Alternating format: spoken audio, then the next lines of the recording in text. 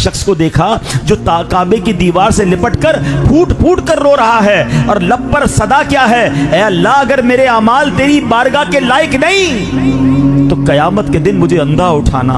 लोगों ने कहा, ऐ शेख कैसे दुआ कर रहे हो, क्यों ये दुआ कर रहे हो, कयामत के दिन अंधा उठने की दुआ कौन करता है? तो कहते हैं मैं इसलिए दुआ कर रहा हूं कि अगर अल्लाह पाक की बारगाह में मेरे अमाल अच्छे नहीं हैं तो क्या मुंह दिखाऊंगा, उसकी बारगाह में कैसे पेश होऊंगा, उससे बेहतर है मुझे अंधा उठाया जाए। शेख सादी शिराजी कहते हैं हमने पूछा आपका नाम क्या है, पता है उस शख्सियत ने नाम क्या बताया? कहते मेरा नाम अब्दुल कादिर जिलानी है। पीराने पीर, वलियों के सरदार शेख अब्दुल कादिर जिलानी गौसे पाक काबे की दीवार पकड़कर क्या दुआ कर रहे, मौला मेरे अमाल अगर ऐसे नहीं कि मैं तेरी बारगाह में पेश हो सकूं तो मुझे अंधा उठाना। मैं और आप, हम और आप क्या चीज हैं? हमारे तो गुनाह ही गुनाह है, खताएं खताएं। कभी शर्म आई कि क्या मुंह लेकर अल्लाह की बारगाह में जाऊंगा? कयामत के दिन जब नामा अमाल खुलेंगे तो मेरा बनेगा क्या? मेरी बेहयाइयां, मेरी बेशर्मियां, मेरी कोताहियां, अकेले में रहकर मेरे गुनाह करने जब खोल दिए गए तो मैं अपने रब को मुंह क्या दिखाऊंगा? ऐ मेरे प्यारे इस्लामी भाइयों, अकीदा तौहीद का ये अमली तकाजा है कि बंदा इस बात की हया करे कि ये गंदा नामाए अमाल लेकर रब की बारगाह में कैसे पेश होगा। अल्लाह से दुआ करते मौला अपने अच्छों के सदके हमें माफ कर दे। अल्लाह कयामत के दिन जिन्हें बिला हिसाब जन्नत में दाखिल किया जाएगा उन बिला हिसाब जाने वालों में हमारा नाम लिख दे। आला हजरत की बड़ी प्यारी दुआ है ना, आओ मिलकर कर लेते हैं। जुमेरात की रात है, उसके घर में बैठे हैं। या इलाही नामाए अमाल खुलने लगे,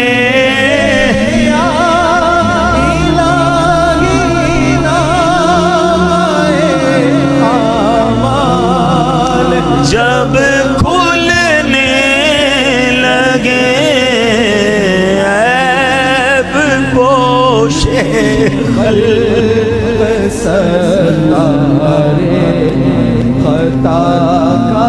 आमीन आमीन आमीन। अल्लाह उस दिन बचा ले हमें, अल्लाह अपनी बारगाह में शर्मिंदा होने से बचा लेना। दूसरा अमली तकाजा तौहीद का है। दाता हुजूर लिखते हैं कि नफसानी ख्वाहिशात को छोड़कर अपने आप को अल्लाह पाक के अहकाम के ताबे कर देना। जो अल्लाह ने फरमाया वो करना है, अपने दिल की ख्वाहिशात, अपनी नफसानी ख्वाहिशात के पीछे भागना। कुरान क्या कहता है? अल्लाह फरमाता है अफराइता मन इत्तखज़ इलाहहु हवा। क्या तर्जमा है?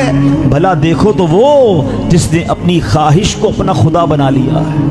हदीस पाक में आता है जमीन पर पूजा जाने वाला सबसे बड़ा माबूद ख्वाहिश नफ्स है। गुनाह का दिल हो गया, अब गुनाह करना है। आज हराम खाने का दिल हो गया, हराम खाना है। आज बुरी महफिल में जाने का दिल हो गया, वहां जाना है। रोकना नहीं अपने आप को, जो जी चाहा वो करना है। चाहे उस करने में रब राजी है, रब नाराज है। जुल्म करने का जी चाहा तो जुल्म करना है, किसी को सताने का जी चाहा उसको सताना है। अल्लाह अकबर। अपनी ख्वाहिशात के पीछे बंदा बर्बाद हो गया है। मेरे प्यारे इस्लामी भाइयों, ये वो अमल है जो इंसान को रब से दूर कर देता है। हम आज जरा गौर करें ना, हमारी जिंदगी का मकसद ही एक है, बड़ा घर बनाना है, बड़ी बिल्डिंग बनानी है, और माल बनाना है, कीमती गाड़ियां लेनी है, इज्जत होनी चाहिए, वाह होनी चाहिए। अरे जनाब पॉपुलर होना चाहिए। नहीं जनाब, मुझे तो कौमी असेंबली का मेंबर बनना है, मुझे मिनिस्टर बनना है, मुझे जनाब हुकूमत में आना है, और इसके लिए जो गलत काम करना है उसके लिए मैं तैयार हूं। यही तो ख्वाहिशात की पैरवी है। ये तौहीद का अमली तकाजा नहीं। जी चाह रहा है, मगर पहला सवाल ये हो कि जो करने को जी चाह रहा है वो रब की चाहत है कि नहीं है? अल्लाह इससे राजी होगा कि नहीं? मैं अपनी ख्वाहिशात तो पूरी कर लूंगा, मगर अपनी ख्वाहिशात पूरी करने के चक्कर में अपने रब को नाराज कर दूंगा।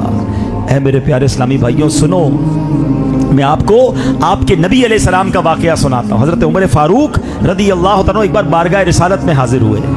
क्या देखते? एक चमड़े का तकिया है जिसके अंदर खजूर की छाल भरी हुई है।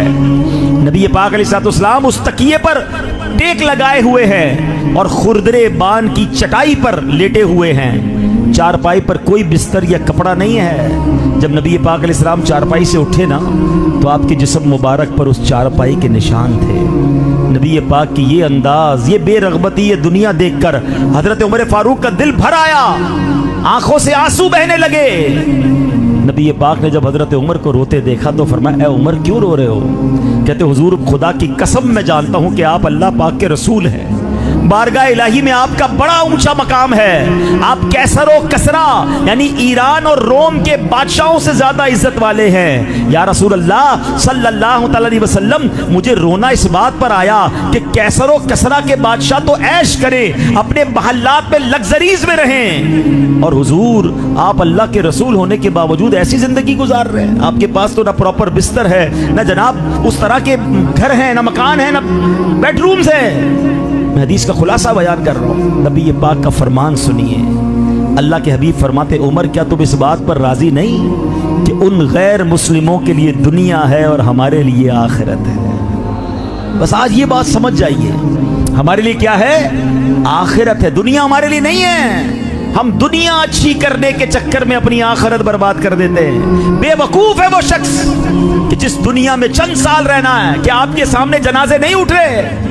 हर रोज खबर आती है, कहीं 20 साल का नौजवान, कहीं 25 साल, कहीं 30 साल, 40-50 साल की उम्र में अक्सर लोग चले जाते हैं। जी हाँ, आप भी जाने वाले हैं और मैं भी जाने वाला हूँ। अक्लमंद कौन है? दुनिया को अच्छी करे या आखिरत को अच्छी करे? आका ने फरमा दिया, ऐ उमर इस बात पर राजी नहीं कि इन गैर मुस्लिमों के लिए दुनिया हो और हमारे लिए आखिरत हो, मगर आज एक ही फिक्र है, घर अच्छा हो जाए, हैं? दुनिया में मालदार हो जाऊं, दुनिया में इज्जत मिल जाए।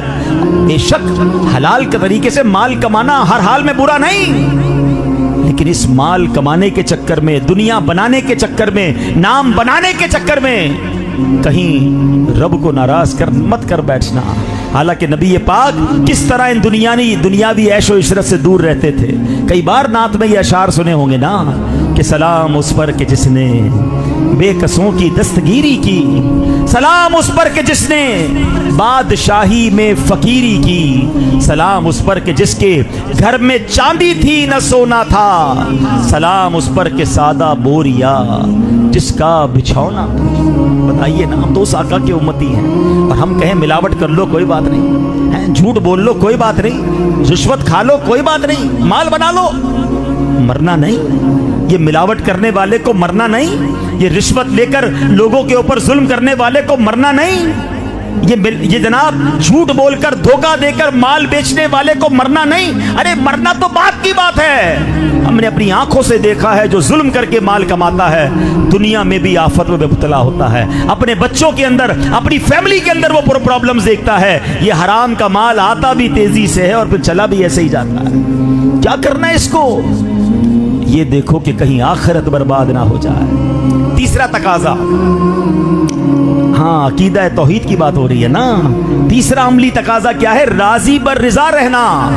यानी दाता गंजबख्श फरमाते हैं अमली तौहीद ये है कि बंदा अल्लाह पाक की मर्जी के सामने ऐसे हो जैसे मुर्दा गस्साल के हाथ में होता है। आपने देखा जब किसी मुर्दे को कोई गुस्ल दे रहा हो, मुर्दे की कुछ नहीं चल रही, वो करवट देता है तो मुर्दा करवट ले लेता है, वो हाथ उठाता है तो मुर्दे का हाथ उठ जाता है, वो पैर उठाता है तो मुर्दे का पैर उठ जाता है। यानी मुर्दा बिल्कुल गुस्ल करने वाले गस्साल के हाथ में होता है। क्या प्यारी मिसाल दी कि बंदा अल्लाह पाक की मर्जी के सामने ऐसे हो जैसे मुर्दा गुस्साल के हाथ में, जैसे गुस्ल देना है ए अल्लाह जैसे तेरी मर्जी, जैसे रखे में राजी, कोई खटका दिल में ना लाए। इस बात को समझने के लिए एक वाकया समझ ले, फिर बात और समझ आ जाएगी। पहले के जमाने में गुलामों की खरीदो फरोख्त होती थी, तो एक मरतबा हजरत इब्राहिम बिन अदम रहमतुल्लाह तआला अलैह को एक गुलाम की जरूरत महसूस हुई। अब बाजार तशरीफ ले गए और आपने गुलाम खरीदा, घर ले आए, गुलाम से पूछा तुम्हारा नाम क्या है? हाँ? अब वो गुलाम था ना, गुलाम कहता है जिस नाम से पुकारेंगे आप वही मेरा नाम होगा। गुलाम का क्या नाम होता है? आप आका हैं, आज से जो आप नाम दे दे वही मेरा नाम। फरमाया खाना क्या खाते हो, खाने में क्या आदी हो? अल्लाह अकबर। गुलाम कहता है जो आप खिला देंगे मैं खा लूंगा। है आका है ना, मैं तो गुलाम, जो आप खिलाएंगे वही मेरा खाना। फरमाया कोई ख्वाहिश है तो वो बता दो। غلام کہتا ہے کہ جو آپ کی خواہش ہے وہی میری خواہش ہے. غلام کی کیا خواہش ہوتی ہے؟ آپ آقا ہیں، جو آپ کو پسند وہی مجھے پسند. اللہ اکبر. یہ بات تو حضرت ابراہیم بن ادم اور غلام میں ہو رہی ہے، مگر حضرت ابراہیم بن ادم کے دل پر جھٹکا لگا. آپ فرماتے ہیں یہ بندہ ہو کر، میرا غلام ہو کر مجھ سے ایسے باتیں کر رہا ہے. اگر میرا اور میرے رب کا رابطہ بھی ایسا ہی ہو جائے کہ اللہ جس حال میں تو رکھے اس حال میں راضی ہے، اللہ جو تو نام دے وہ نام میں میں راضی، اے اللہ جس حال میں تو راضی اس میں میں راضی. بتاؤ یہ ہے بندگی، یہ ہے اللہ پر بھروسہ کرنا.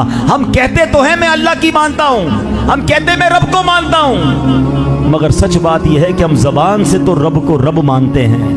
اگر کوئی دل سے رب کو رب مانے نا تو اس کا تقاضا یہ ہے کہ رب جس حال میں رکھے میں اس حال میں راضی. ہاں یہ ہے تھوڑی مشکل بات. ایک جملہ سن لو، ایک بڑا پیارا جملہ ہے. عام لوگ جو ہم لوگ ہیں نا، ہم دعا پتہ کیا کرتے ہیں؟ اے اللہ اس حال میں رکھ جس حال میں میں راضی. ہاں ہم یہ کہتے نہیں ہیں، مگر اب کیا کہتے ہیں؟ اللہ بیماری دور کر دے، کاروبار میں برکت دے دے، اولاد دے دے، اولاد بیمار ہے اس کی بیماری دور کر دے، فلاں سوسائٹی میں گھر مل جائے، اے اللہ وہ پلاٹ نہیں بک رہا اچھے داموں میں بک جائے. ہماری تو ڈیمانڈ ہی ختم نہیں ہو رہی نا. ہم اللہ سے یہ مانگ رہے ہیں جس میں ہم راضی ہیں. یہ عام لوگوں کی دعا ہے. اور جو اللہ والے ہوتے ہیں نا ان کی پتہ ہے کیا دعا ہوتی ہے؟ اے اللہ اس حال میں رکھ جس حال میں تو راضی ہے. اور میرے مولا اگر تو میری تکلیف میں راضی تو میں تکلیف میں بھی راضی، تو میری بیماری میں راضی تو میں بیماری میں راضی. اور یہ ہے بندگی کا وہ اعلیٰ معیار، یہ ہے توحید پر ایک عملی تقاضا کہ رب مجھے جس حال میں رکھے، کیونکہ وہ خالق ہے، وہ مالک ہے، وہ جانتا ہے میرے لیے کون سا حال اچھا ہے. مگر میں ہوں کہ میری ڈیمانڈیں ہی ختم نہیں ہو رہی. کبھی یہ کر کے دیکھو، پھر دیکھو اللہ کیسے نوازتا ہے. وہ پنجابی شاعر کہتے ہیں نا، جے سونا میرے دکھ وچ راضی، جے سونا میرے دکھ وچ راضی، میں سخنوں چلے پاوا ہوں. فرماتے اگر میرا رب میرے دکھ میں راضی ہے نا تو پھر میں نے سکھ کا کیا کرنا ہے؟ اللہ میرے دکھ میں راضی تو میں بھی اس دکھ میں راضی. اور ایک بات اور یاد رکھنا، آپ میں سے ہو سکتا ہے کوئی بیمار ہوگا، کوئی قرضے میں ہوگا، کوئی غریب ہوگا. وہ سوچتا ہوگا یار میں تو غریب ہوں، میں بیمار ہوں، اللہ نے مجھے اس حال میں رکھا ہے. یہ اطمینان رکھنا ضروری ہے، یہ یقین رکھنا ضروری ہے کہ یہی حال میرے لیے بہتر ہے، کیونکہ وہ خالق بہتر جاننے والا ہے. اس کو ایک ایگزامپل کے ذریعے سمجھیں. حضرت عیسیٰ علیہ السلام ایک بار ایک تالاب کے قریب سے گزرے. سارے بچے نہا رہے تھے، سوئمنگ کر رہے تھے، بچے انجوائے کر رہے تھے. ایک بچہ کونے پہ بیٹھا افسردہ نابینا بیٹھا تھا، اس کو نظر ہی نہیں آ رہا تھا کچھ.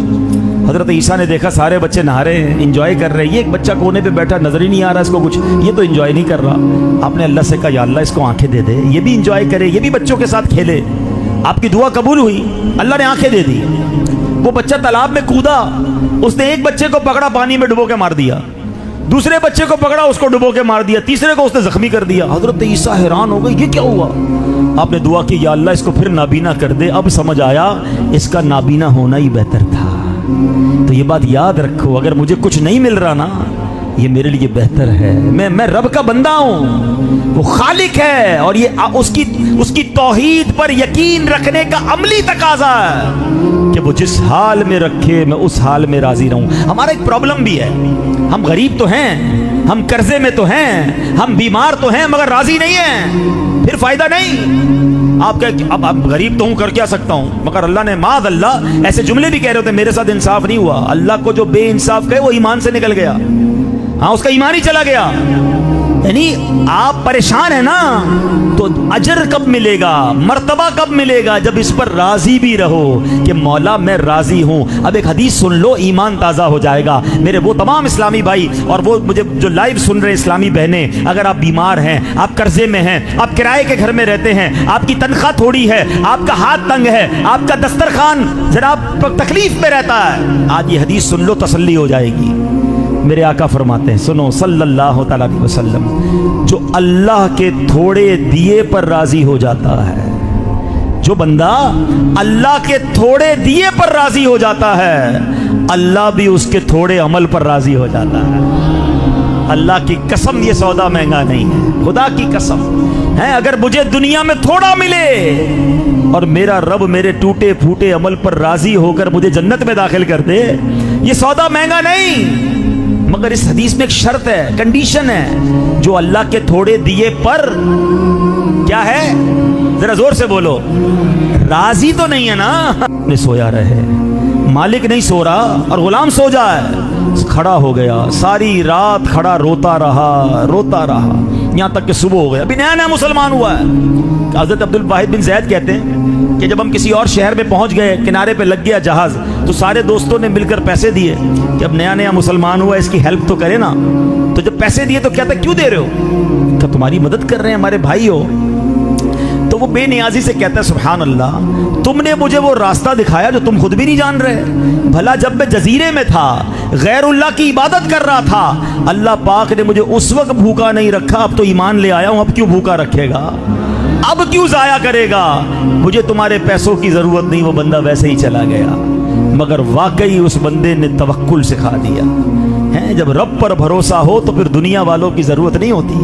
کچھ لوگوں کی عادت بن جاتی ہے, ہم مدد ہی مانگتے رہیں گے, یار یہ دے دینا, تھوڑے پیسے دے دو, اور پچھلے والے ملا کے واپس دے دوں گا. یعنی ان کی عادت بن جاتی ہے ہر وقت کسی نہ کسی سے مانگنا.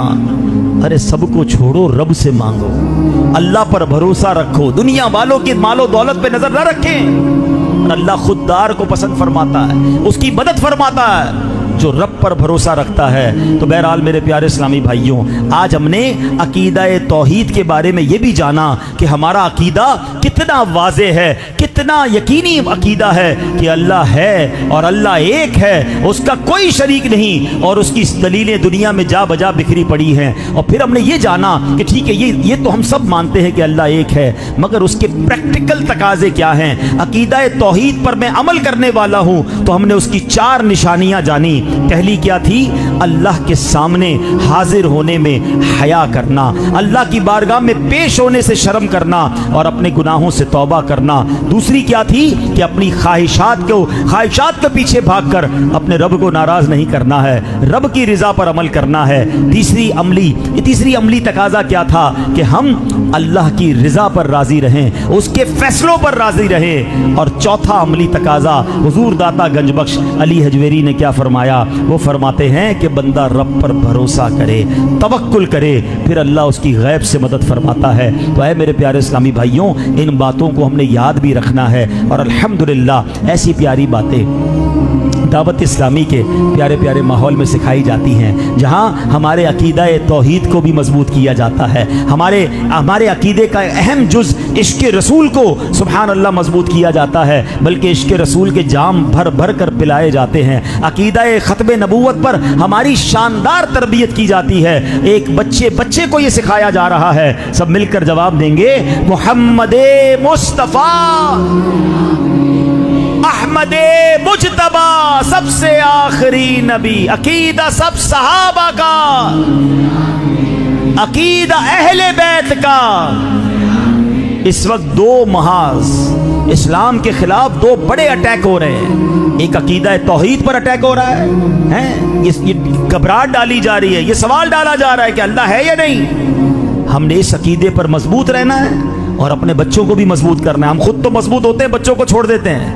بچہ کبھی کسی کو سن رہا ہے, کبھی کسی کے ساتھ بیٹھ رہا ہے, اسکول میں کہاں جا رہا ہے, دوستوں میں کہاں جا رہا ہے, کوئی فکر نہیں والدین کو. ایسا نہ ہو کچھ عرصے کے بعد آپ کا بیٹا ہی آپ کو کہے کہ میں اللہ کے ایک ہونے پر یقین نہیں رکھتا, کیا کرو گے؟ دوسرا اٹیک وہ کیا ہے؟ وہ عقیدہ ختم نبوت پر ہو رہا ہے. اپنے بچے کو اس بات پر ایسا مضبوط کر دو کہ نیند سے اٹھا کر کوئی پوچھے کہ بتاؤ سب سے آخری نبی کا نام کیا ہے, تو وہ پکار اٹھے کہ محمد مصطفیٰ سب سے آخری نبی. یہ ہم سب کا فائنل ڈیسیشن ہے, فائنل عقیدہ ہے. یاد رکھیے, جس طرح اللہ کو ایک ماننا ضروری ہے, اسی طرح جناب رسول اللہ علیہ الصلوۃ والسلام کو اللہ کا آخری نبی ماننا ضروری ہے. اس کے بغیر ایمان کمپلیٹ نہیں ہوگا. تو الحمدللہ آپ کی اور میری دعوت اسلامی بھائیوں کی, اسلامی بہنوں کی, ہمارے بچوں کی, ہمارے آنے والی نسلوں کی عقائد کی حفاظت کر رہی ہے. اجتماع میں آئیں, قافلوں میں سفر کریں, اپنے گھر والوں کے ساتھ بیٹھ کر مدری چینل دیکھیں, اپنے بچوں کو مدارس اور جامعات میں داخل کروائیں, کیونکہ میرے مرنے کے بعد میرا بچہ نیک ہوگا, میرا بچہ صحیح العقیدہ ہوگا, تو میری مغفرت मग़फ़िरत का और मेरे लिए सदका जारिया का बाइस बनेगा।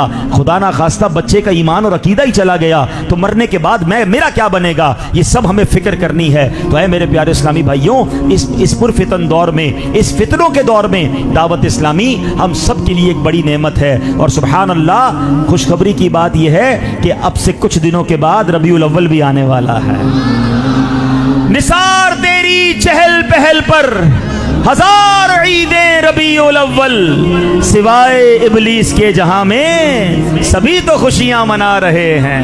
ये किस शहंशाहे वाला की आमद है, बोलो मरहबा, बोलो मरहबा, बोलो मरहबा, बोलो मरहबा। सरकार की आमद, आका की आमद, हुजूर की आमद, पुरनूर की आमद, ये जश्न विलादत, आका की विलादत, हुजूर की आमद, सच्चे की आमद, अच्छे की आमद, अव्वल की आमद, आखिर की आमद।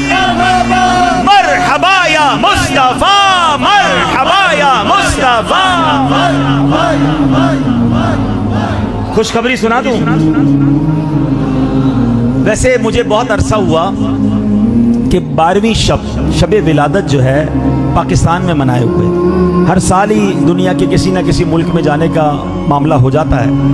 इस साल मैंने अल्हम्दुलिल्लाह नियत की कि बड़ा अरसा हो गया अपने शहर में 12वीं शब नहीं गुजारी है, तो इस बार इंशाअल्लाह नियत की है कि शब विलादत जो है वो मुर्शिद के शहर कराची में गुजारूंगा। फिर मैंने अपने निगरान कराची के जो हमारे निगरान हैं हाजी फुजैल भाई को कहा कि मैं 12वीं शब कराची में हूँ, मेरे लायक हुक्म फरमाएं। तो आपने हुक्म दिया कि आपने 12वीं रात कुरंगी 3:30 के इज्तिमा में जाना है। तो इस साल इंशाअल्लाह 12वीं शरीफ में कोरंगी वालों के साथ मना रहा हूँ इंशाअल्लाह। तो सब आएंगे ना इंशाअल्लाह? आएंगे भी और लेकर भी आएंगे, मिलकर सरकार की आमद का जश्न मनाएंगे इंशाअल्लाह। लेकिन एक बात है भाई, सरकार अलैहिस्सलाम की बर्थडे आ रही है, यौमे विलादत आ रहा है, तो आपने तोहफा क्या तैयार करना है? आपके घर कोई मेहमान आता है तो तैयारी करते हैं ना। अच्छा, फिर घर में रिश्तेदारों में किसी की बर्थडे होती है तो तोहफा देते हैं, तो हुजूर के लिए तोहफा तैयार नहीं करेंगे हैं? अच्छा, तोहफा वो देना चाहिए जिसको भी तोहफा दें जो उसको पसंद हो। बच्चों को तोहफा देते हैं, खिलौने देते हैं, बड़ों को खुशबू देते हैं, किताब देते हैं, तो हुजूर को तोहफा देना है ना। तो क्या तोहफा दें? मैं आपको 2 तोहफों का मशवरा देता हूं जो मेरे आका को भी बड़े पसंद हैं। पहला तोहफा तो यह है कि आज से शुरू करते हैं, तैयारी करते हैं आज से, ठीक है? आज ऐलान कर दिया ना इंशाअल्लाह, तो आज से 12 रबीउल अव्वल तक, बल्कि रबीउल अव्वल का पूरा महीना इंशाअल्लाह हम रोजाना 1200 बार दुरूद पाक पढ़ेंगे इंशाअल्लाह। हाँ, हुजूर के लिए तोहफा तैयार करो। हाँ, हमारे पास सच्ची बात देने को कुछ नहीं है। वो शायर कहते हैं ना, क्या पेश करें जाना, क्या चीज हमारी है, क्या पेश करें जाना, क्या चीज हमारी है, ये दिल भी तुम्हारा है, ये जान भी तुम्हारी है। तो हम हुजूर के लिए इंशाअल्लाह रबीउल अव्वल का पहला तोहफा ये तैयार करेंगे कि सब इंशाअल्लाह अपने बच्चों को भी कहें, अपने घर वालों को भी कहें, पूरा घर मिलकर तैयार करें कि हुजूर के लिए तोहफा तैयार हो रहा है। सुभान अल्लाह। फिर देखो मदीने वाले की नजर कैसे पड़ती है। तो रोजाना 1200 बार दुरूद पाक, ठीक है? और एक और तोहफा ये है, खुद मेरे आका फरमाते हैं, जुइलत कुर्रतु आइनी फिस्सलाह, कि नमाज में मेरी आंखों की ठंडक रखी गई है। तो आज के बाद हमारी कोई नमाज कज़ा नहीं होगी इंशाअल्लाह। अब तक जो कज़ा हुई उसकी तौबा भी कर लें और उसकी कज़ा भी शुरू करनी है, लेकिन अब कोई नमाज कज़ा नहीं होगी। हमारा कोई दोस्त भी पूछे ना कि यार माशाल्लाह आप तो रोज़ 5 टाइम नमाज पढ़ रहे हैं, तो आप कहते हैं हुजूर का मीलाद आ रहा है, हुजूर के लिए तोहफा तैयार कर रहा हूँ। फिर देखे मदीने वाले कैसे निगाह फरमा कर। और हमेशा याद रखना, एक बात याद रखना, गुलाम जो होता है ना, गरीब फकीर, वो बादशाह के पास जाता है अपनी हैसियत का तोहफा लेकर, मगर जब बादशाह तोहफा देता है ना, वो अपनी हैसियत के मुताबिक देता है, वो अपनी शान के मुताबिक देता है। और मैं और आप पता है किसके लिए तोहफा तैयार कर रहे हैं? जिसकी शान क्या है? आला हजरत से पूछो। कहते हैं मेरे करीम से गर कतरा किसी ने मांगा, मेरे करीम से गर قطرہ کسی نے مانگا، مانگا کیا؟ قطرہ، ملتا کیا ہے؟ دریا بہا دیے ہیں مدنی نے، دریا بہا دیے ہیں، در پہ بہا دیے ہیں دریا۔ آنکھوں میں آنسو ہے نا، بیماریاں ہیں، قرضداریاں ہیں، غم ہیں، دکھ ہے، سنو اس کا میلاد آنے والا ہے کہ جن کی نگاہ پڑتی ہے تو کیا ہوتا ہے؟ جب آ گئی ہے جوش رحمت پہ ان کی آنکھیں، پھر چلتے بجھا دیے ہیں مدنی نے، جلتے بجھا دیے ہیں، روتے ہنسا دیے ہیں، جلتے بجھا دیے ہیں، روتے۔ تو انشاءاللہ میلاد بنائیں گے، دھوم دھام سے بنائیں گے، اپنا گھر بھی سجائیں، اپنا محلہ بھی سجائیں، لائٹ لگائیں تاکہ رات کو کوئی نکلے تو پتہ چل جائے یہ عاشق رسول کا گھر ہے، اور پرچم لگائیں تو دن میں گزرنے والے کو پتہ چل جائے کہ یہ عاشق رسول کا گھر ہے۔ تو گلیاں سجانی ہیں، گھر بھی سجانا ہے، اور اپنا آپ بھی سجانا ہے، چہرہ بھی سجا لو، لباس بھی سجا لو، نماز پڑھ کر کردار بھی سجا لو، جھوٹ اور انشاءاللہ دھوکہ چھوڑ کر میلاد بنانا ہے انشاءاللہ۔ پھر دیکھیں کیسے برکتیں ملتی ہیں۔ اللہ پاک ہم سب کو عمل کرنے کی توفیق عطا فرمائے۔ ہر جمعرات کو ہم الحمدللہ کچھ دعائیں اور کچھ درود پڑھتے ہیں۔ آئیے اپنے معمولات پورے کرتے ہیں، پھر اعلانات بھی ہوں گے انشاءاللہ۔ بزرگوں نے فرمایا جو شخص ہر شب جمعہ اور جمعرات کی درمیانی رات یہ درود پاک پابندی سے کم از کم ایک مرتبہ پڑھے، موت کے وقت سرکار مدینہ صلی اللہ علیہ وسلم کی زیارت کرے گا، اور قبر میں داخل ہوتے وقت بھی یہاں تک کہ وہ دیکھے گا کہ نبی پاک علیہ السلام اسے قبر میں اپنے رحمت بھرے ہاتھوں سے اتار رہے ہیں۔ مل کر پڑھ لیں، اللہم صلی وسلم وبارک علی سیدنا محمد النبی الامی الحبیب العالی القدر العظیم الجاہ وعلی آلہ وصحبہ وسلم۔ حضرت انس رضی اللہ تعالیٰ سے روایت ہے کہ تاجدار مدینہ صلی اللہ علیہ وسلم نے فرمایا جو شخص یہ درود پاک پڑھے، اگر کھڑا تھا تو بیٹھنے سے پہلے اور بیٹھا تھا تو کھڑے ہونے سے پہلے اس کے گناہ معاف کر دیے جائیں گے۔ آئیے مل کر پڑھتے ہیں، اللہم صلی علی سیدنا و مولانا محمد وعلی آلہ وسلم۔ جو یہ درود پاک پڑھتا ہے اس پر رحمت کے 70 دروازے کھول دیے جاتے ہیں۔ مل کر پڑھ لیتے ہیں، صلی اللہ علی محمد۔ علامہ احمد ساوی رحمۃ اللہ تعالی بعض بزرگوں کے حوالے سے لکھتے ہیں اس درود شریف کو ایک بار پڑھنے سے 6 لاکھ درود شریف پڑھنے کا ثواب حاصل ہوتا ہے۔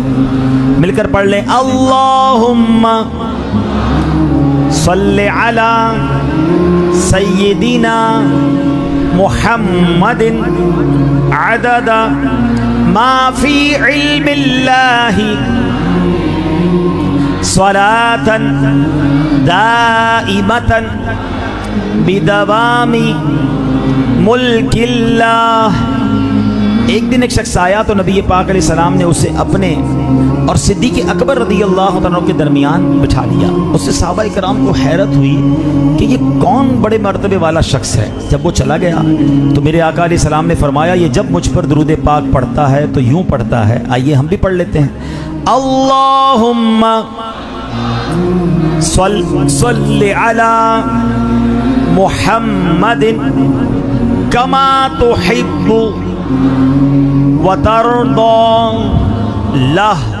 شافع امم صلی اللہ علیہ وسلم کا عظمت والا فرمان ہے، جو شخص یوں درود پاک پڑھے اس کے لیے میری شفاعت واجب ہو جاتی ہے. مل کر پڑھتے ہیں، اللہم صلی علی محمد وانزلہ المقعد